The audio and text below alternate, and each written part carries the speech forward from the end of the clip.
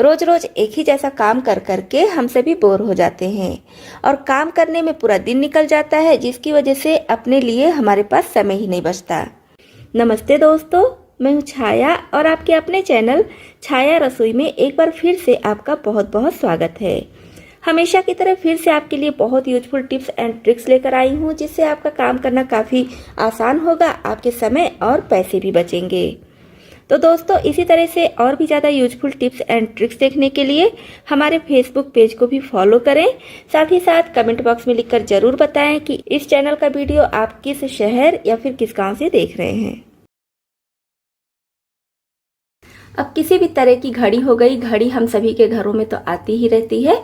तो अगर घड़ी का इस तरह का डिब्बा आपके पास होगा तो उसमें इस तरह का स्पॉन्ज लगा रहता है, इसी के अंदर घड़ी लगी रहती है और घड़ी वाले स्पॉन्ज की क्वालिटी भी बहुत अच्छी होती है, जल्दी ये खराब नहीं होता है। तो इस स्पॉन्ज को ज़्यादातर हम फेंक देते हैं, लेकिन आज इसका हम बहुत बढ़िया यूज करेंगे। इससे हम धुल सकते हैं अपने घर के बर्तन, स्टील के बर्तन हो गए या फिर कांच के हो गए, बहुत आसानी से इससे धुल सकती हैं। थोड़े से सोप में या फिर थोड़े से लिक्विड वॉश में आप ढेर सारा बर्तन धुलकर तैयार कर सकती हैं, क्योंकि स्पॉन्ज है तो इसमें थोड़ा सा ही अगर आप कुछ भी लगाएंगी तो बहुत ज़्यादा झाग निकलता है। तो जिन बर्तनों को थोड़ा सा आराम से धुलना है, मतलब कि रब करके नहीं धुलना है, तो उन बर्तनों को आप बहुत आसानी से इससे धुल सकती हैं। मिनटों में ढेर सारे बर्तन धुलकर तैयार हो जाएंगे। बस मैंने थोड़ा सा जेल लिया है और देखिए कितना सारा झाग निकला है। इससे अभी काफ़ी बर्तन हम सब धुल सकते हैं। तो बहुत बढ़िया से इससे बर्तन साफ होता है और काफ़ी स्पॉन्ज है, तो किसी भी तरह का बर्तन आप इससे बहुत अच्छे से धुल सकती हैं। तो अब से जब भी आप घड़ी लेकर आइए और इस तरह का स्पॉन्ज उस घड़ी में है तो फेंकिए बिल्कुल नहीं। इससे आप ढेर सारे बर्तन मिनटों में चमका सकती हैं। और बर्तन धुलने के बाद इसको भी अच्छे से धुल लीजिए, उसके बाद कहीं रख दीजिए, अच्छे से सूख जाए, फिर आप नेक्स्ट टाइम इसका यूज कर सकती हैं। नेक्स्ट टिप है हमारी नॉन स्टिक तवे को लेकर। हम में से काफी लोग नॉन स्टिक तवे पर रोटियां बनाती हैं और जब सारी रोटियां बन जाती हैं तो उसके बाद तवे को गरम गरम पर ही धुलने लगती हैं। तो नॉन स्टिक तवे को जब भी आप गरम गरम पर धुलेंगी तो इसकी जो कोटिंग है वो खराब हो जाती है। तो अगर आप भी नॉन स्टिक तवे पर रोटियां बनाती हैं तो रोटियां बनाने के बाद तवे को रख दीजिए। जब अच्छी तरह से ठंडा हो जाए फिर इसको धुलिए, तो इसकी कोटिंग खराब नहीं होगी। प्याज छिलते या प्याज काटते समय हम सभी की आंखों से आंसू जरूर निकलता है। तो बहुत आसान टिप लाई हूँ, ना तो इसको ठंडे पानी में भिगाने की जरूरत है, ना ही गर्म पानी में। सिंपल सी टिप है, छोटी सी टिप है, लेकिन बहुत यूजफुल है। तो इस तरह से जितना भी प्याज आपको काटना है, प्याज ले लीजिए और इसको रख दीजिए फ्रीजर में। ज़्यादा देर के लिए नहीं, बस 5 मिनट के लिए इसको हम फ्रीजर में रखेंगे। अब 5 मिनट के बाद प्याज निकालेंगे। अब आप इस प्याज को कट करेंगी तो ना तो आंखों से आंसू निकलेगा और ना ही आंखों में जलन होगी। बहुत आसान टिप है। जब भी आपको प्याज काटना हो फ्रीजर में रख दीजिए 5 मिनट के लिए और मिनटों में ढेर सारा प्याज कट करके तैयार कर लीजिए। कभी कभी हम चीजें गैस पर चढ़ा देते हैं पकने के लिए और हमारे किचन में जो भी विंडो है उस पर ध्यान नहीं देते हैं। उसका हवा डायरेक्ट गैस चूल्हे पर आता है, जिससे गैस इधर उधर फैलता रहता है।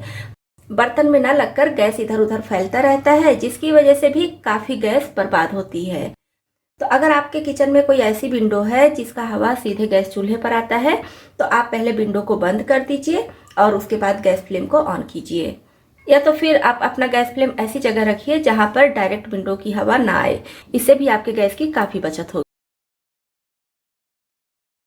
वुडन चॉपिंग बोर्ड हम सभी के पास होता है और चॉपिंग बोर्ड का अगर सफाई ना कीजिए तो ये काफी गंदा दिखने लगता है।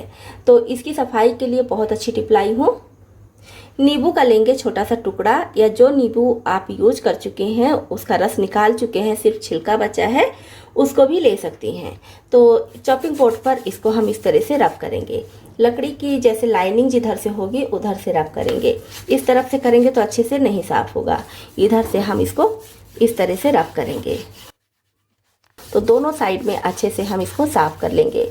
मैं इसको कुछ कुछ दिनों पर साफ करती रहती हूँ, इसलिए बहुत ज़्यादा गंदा नहीं है। तो आप अगर कुछ कुछ दिनों पर ऐसे साफ करेंगी, जरूरी नहीं है कि नींबू लीजिए, नींबू का छिलका भी ले सकती हैं, क्योंकि छिलके में भी नींबू का रस निकालने के बाद काफी रस रह जाता है। तो उस छिलके से ही रब कर दीजिए और फिर नॉर्मल पानी से धुल लीजिए।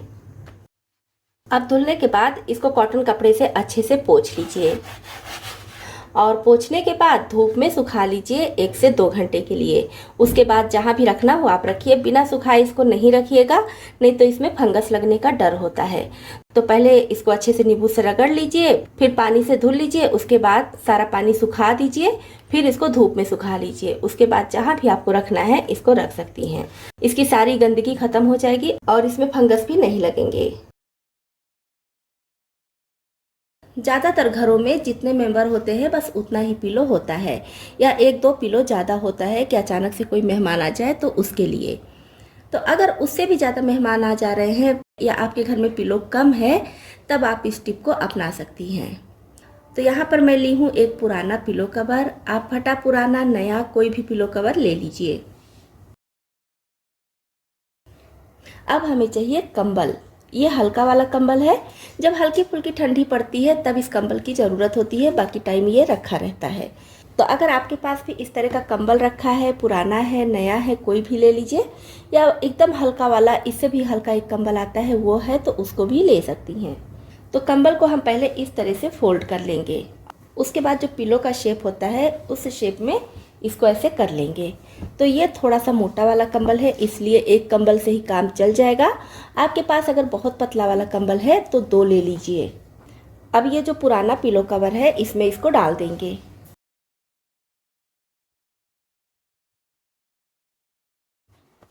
तो इस तरह से मैं कंबल को इसमें डाल दी हूँ। तो ये बनकर तैयार हो गया है पिलो, यानी कि तकिया।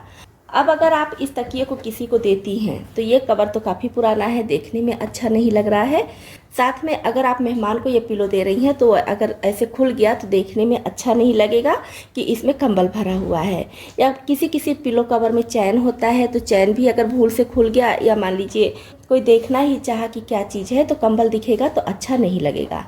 इसके लिए अब क्या करेंगे, अब लेंगे नया पिलो कवर। अब ये जो पिलो हम तैयार किए हैं इसका खुला हुआ भाग इधर है, तो जिधर से ये खुला है उधर से ही हम इस पिलो कवर में डालेंगे। तो ये देखिए कितना बढ़िया एकदम मुलायम हमारा तकिया बनकर तैयार हो गया है।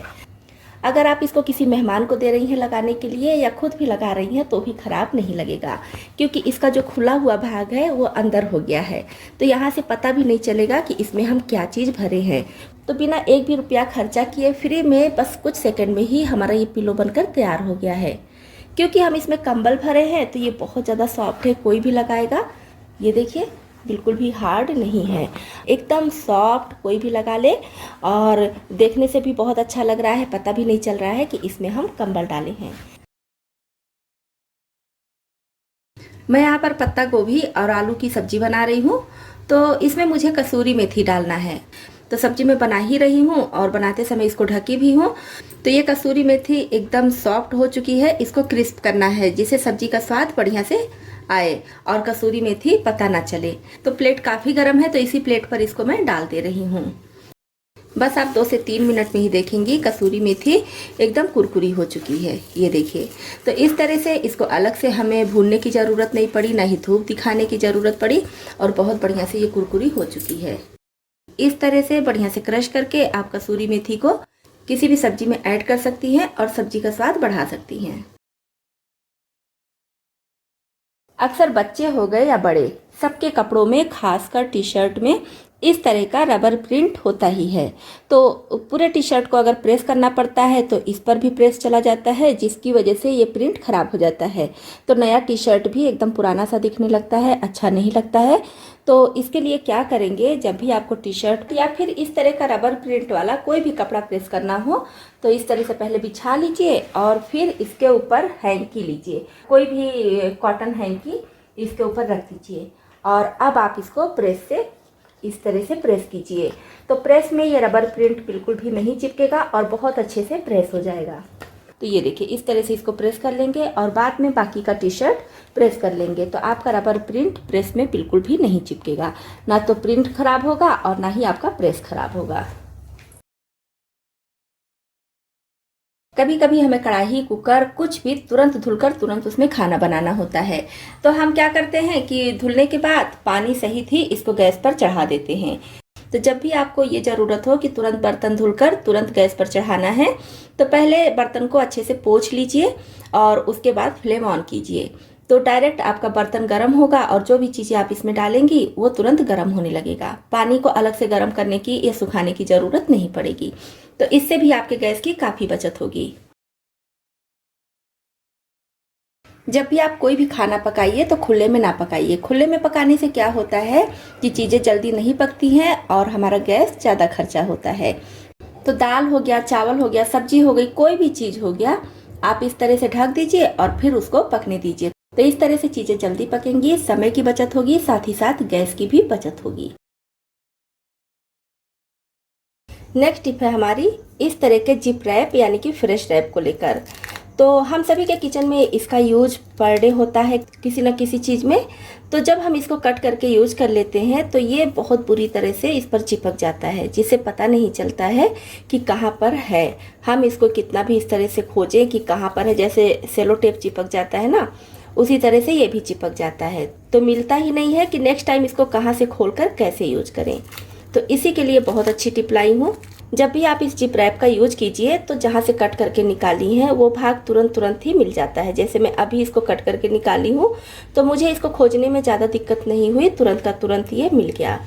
तो ये नेक्स्ट टाइम भी इसी तरह से हमें मिल जाए, दिक्कत ना हो, इसके लिए क्या करेंगे, इस तरह का स्टिकी नोट लेंगे। इसमें गम लगा होता है एक साइड में, इसको यहाँ पर ऐसे लगा देंगे और इधर भी लगा देंगे। एक मैं यहाँ भी लगा दे रही हूँ।